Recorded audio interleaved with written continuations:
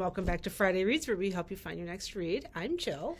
And I'm Julie. And this week, on Thursday, yesterday, there was Random Acts of Kindness Day. So we picked some books that feature kind characters, paying it forward, or random acts of kindness themselves. So I will turn it over to Jill for her first pick this week.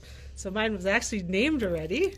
It's the quintessential act of kindness book, Pay It Forward. Oh, there you go. You might have seen the movie. There was a movie out with this in it, with the boy. This is a story of how a boy who believed in the goodness of human nature set out to change the world. The author is Catherine Ryan Hyde. I don't think I mentioned that.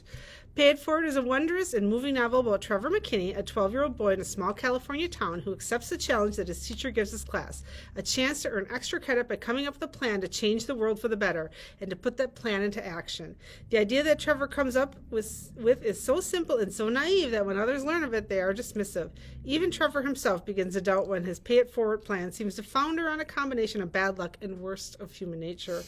In the end, Pay It Forward is a story of seemingly ordinary people made extraordinary by a simple faith of a child. In the tradition of the successful and inspirational TV show Touched by an Angel and the phenomenally successful novel, film, Forrest Gump, Pay It Forward is a work of charm, wit, and remarkable inspiration. The movie came out in 2000, so it's been a little bit of a while. So. Great. And my first pick this week is a YA novel, actually, and this is Together at Midnight by Jennifer Castle, which was published back in 2018. What does it really mean to be kind, and why does it sometimes feel like the hardest thing in the world to do? High school senior Kendall, who just returned from a life-changing semester in Europe, and Max, who is drifting his way through a gap year before college, struggle with these questions when they witness a tragic accident in New York City during the holiday season. Racked with guilt, the two accept a dare to perform random acts of kindness to strangers. The challenge pulls these two teens who have a history together from back home closer and closer as they explore a vibrant city filled with other people's stories and secrets. Kendall and Max can't deny their growing bond, even though they both have other romantic entanglements and uncertain futures. As the clock counts down on New Year's Eve, will they find themselves together at midnight? This book combines the emotional deftness of Sarah Dessen with the magical spark of New York City in the winter, and this affecting novel will inspire readers to pay closer attention to the world around them. So, Together at Midnight, a YA book. New York City on New Year's Eve. So this book, Leonard and the Hungry Paul by Ronan Hession. There are only 2 copies of this book in the InfoSoup system, so you might have to put it on hold. It was published in 2020. And it's a debut novel. Ronan Hession tells the story of 2 30-something men who take care of their parents and play board games together. They like to read, and they take satisfaction in their work, and they're very, very kind. Leonard and Hungry Paul is the story of 2 friends trying to find their place in the world. Excuse me. It's about the uncelebrated people of the world and asks the surprisingly enthralling question, can kind people change the world? So... I don't know. This just sounds kind of different, these 2 guys, and what happens. Sounds interesting. My next pick is a familiar figure to most people. This is Kindness and Wonder, Why Mr. Rogers Matters Now More Than Ever by Gavin Edwards, and this was published back in 2019. It's a pop culture celebration of Fred Rogers and the enduring legacy of his beloved award-winning PBS show, Mr. Rogers' Neighborhood, that offers essential wisdom to help us in our troubled times. Very familiar phrase is, won't you be my neighbor? For more than 30 years, Fred Rogers was a beloved fixture in American homes. Warm and welcoming, he spoke directly to children and their parents about the marvels of the world, the things that worried them, and above all, the importance of being themselves. Dressed in his cardigan and sneakers, Fred Rogers offered a wholesome message of generosity and love that changed the landscape of television and shaped a generation of kids. Kindness and Wonder pays tribute to this cultural icon, the unique gentle man who embodied the best of what we could be. Looking back at the history of the show and the creative visionary behind it, pop culture aficionado Gavin Edwards reminds us of the indelible lessons and insights that Mr. Rogers conveyed. What it means to be a good person, to be open-hearted, to be thoughtful, to be curious, to be compassionate, and why all those things matter. Beautifully crafted, infused with Mr. Rogers' gentle spirit, and featuring dozens of interviews with people whose lives were touched by Fred Rogers, ranging from Rita Moreno to NFL Hall of Famer Lynn Swann, this book is a love letter to this unforgettable cultural hero and role model, and the beautiful neighborhood he created. He's like the quintessential Kind expert on person. kindness. He came up on every list that I looked at for kind people. So, Eleanor is not that kind, but Eleanor Oliphant is Completely Fine by Gail Honeyman. This book starts out with a random act of kindness that changes Eleanor's life. And she's a little reluctant about it, so it's kind of fun. Meet Eleanor Oliphant. She struggles with the appropriate social skills and tends to say exactly what she's thinking. Nothing is missing in her carefully timetabled life of avoiding unnecessary human contact, where weekends are punctuated by frozen pizza, vodka, and phone chats with Mummy. But everything changes when Eleanor meets Raymond, a bumbling and deeply unhygienic IT guy from her office. When she and Raymond together save Sammy, an elderly gentleman who has fallen, the three rescue one another from the lives of isolation that they had been living. Ultimately, it's Raymond's big heart that will help Eleanor find the way to repair her own profoundly damaged one. If she does, she'll learn that she too is capable of finding friendship and love after all. Smart, warm, uplifting, Eleanor Oliphant is Completely Fine as the story of an out-of-the-ordinary heroine whose deadpan weirdness and unconscious wit make for an irresistible journey as she realized the only way to survive is to open your heart. So I really enjoyed this book and I recommend it highly. It's very fun, but she's a different kind of person and a lot of people don't like her. I've got that on my to be read list. Oh, goodness. My third pick, kind of our topic of the day, Random Acts of Kindness by Lisa Berg Higgins, published in 2014. This is a novel about women's friendships from the author of The Proper Care and Maintenance of Friendship and Friendship Makes the Heart Grow Fonder. With the remnants of her past rattling in the trunk of her Chevy, Jenna abandons her Seattle home, determined to start life anew.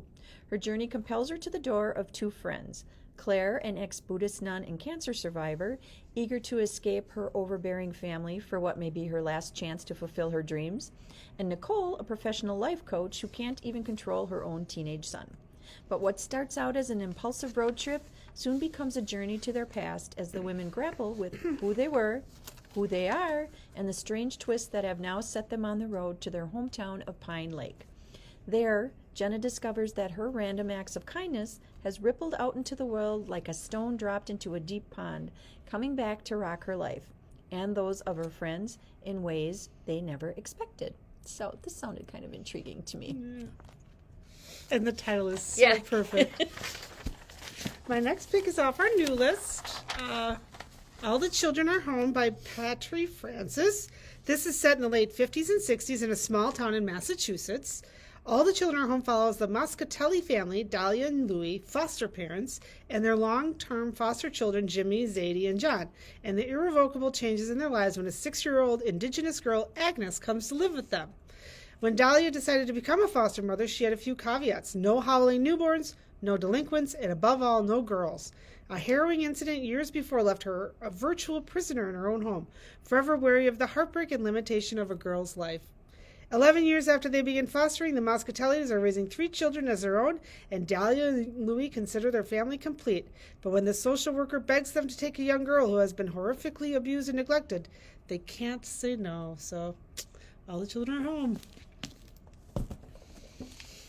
My next pick comes from our nonfiction section. This is Make and Share Random Acts of Kindness, Simple Crafts and Recipes to Give and Spread Joy, published in 2015.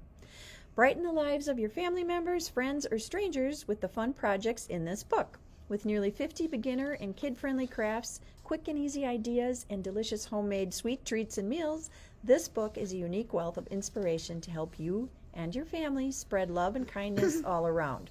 The book features stories about acts of kindness, inspiring quotations, and tips like teaching kindness to your kids. The author, she is Provost, if I'm pronouncing her name correctly. She's the mom behind the popular craft and cooking blog 30 Handmade Days, and she includes her one-of-a-kind designs and templates to accompany the projects, which is nice. she started doing random acts of kindness to celebrate the birthday of her oldest son who has autism. That magical day sparked a tradition in her family and her community, and now she invites you to join in the kindness movement with these special activities. So with this book, you and your family can make a difference in the lives of others and have fun while you do it. Why not spread a little kindness? So she's got cute ideas in here for birthdays and families in need and coloring books for the emergency room and just kind of different cute things that you can drop off. And she does have all her templates and stuff in the back, so kind of a cute book. That is cute. Yeah. I need help with that too because I never know what to do. I have another one that helps you know what to do.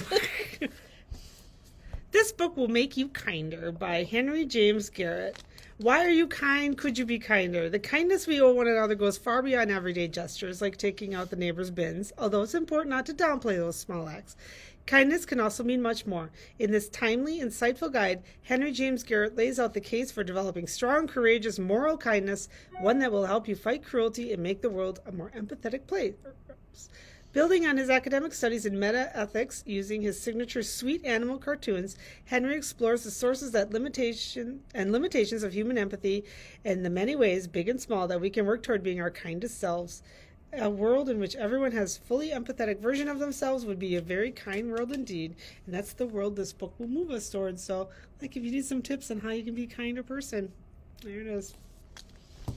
And my last pick is kind of an unusual pick, but Jill and I were talking and we looked at lists. There were kind of the same characters and books that kept coming up on all the lists. And one of those characters was the gentle giant John Coffey in The Green Mile. So I have The Green Mile by Stephen King, which was published back in 1996.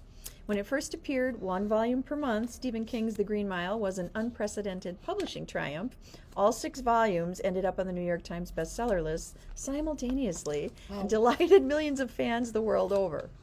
So in this book, welcome to the Cold Mountain Penitentiary, home to the depression-worn men of E Block.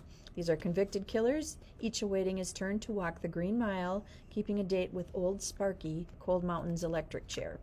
Prison guard Paul Edgecombe has seen his share of oddities in his years working the mile, but he's never seen anyone like John Coffey, a man with the body of a giant and the mind of a child, condemned for a crime terrifying in its violence and shocking in its depravity.